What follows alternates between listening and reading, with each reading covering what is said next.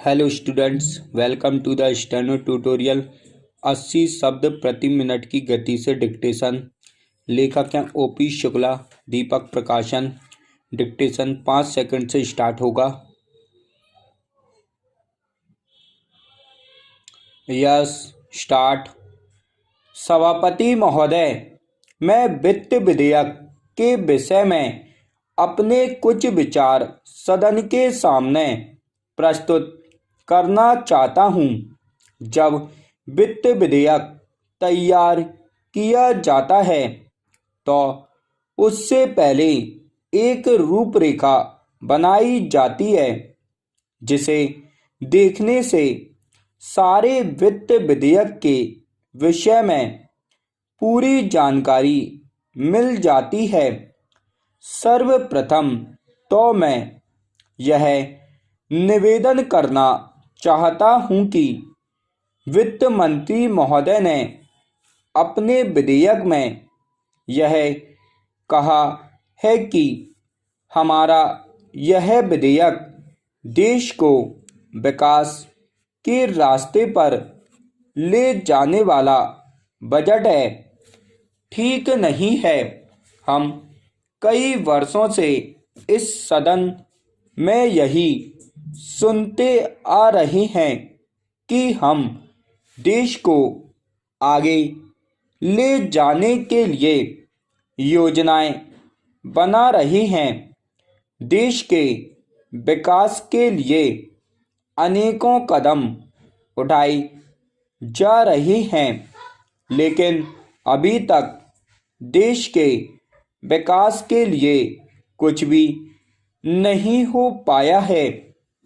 आज से कई वर्ष पहले भी यही बातें इस सदन में कही जाती थीं और आज भी वही बातें कही जा रही हैं, लेकिन देश की हालत में कोई परिवर्तन देखने में नहीं आ रहा है।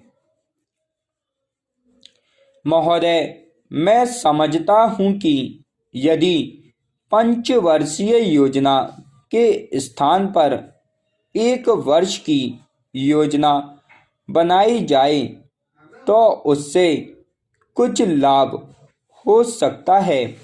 यदि इसके लिए संविधान में संशोधन करने की आवश्यकता हो तो उसके लिए भी कदम उठाए जा सकते हैं। प्रतिवर्ष हमारा जो घाटे का बजट बनता है, उसका यही एक कारण है कि हमारी योजनाओं की अवधि आवश्यकता से अधिक लंबी होती है। हम समय पर कभी भी यह निश्चित नहीं कर पाते कि हमारे देश में जो योजनाएं बनाई गई हैं उनको पूरा होने में कितना समय लगेगा तथा उसमें कितना धन खर्च होगा।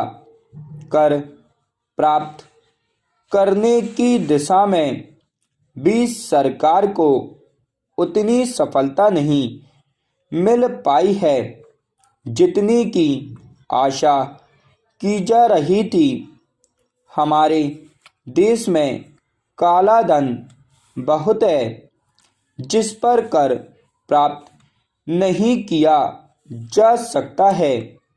साधारण जनता पर कर लगाकर सोच लेती है कि उसने अपना काम पूरा कर लिया है।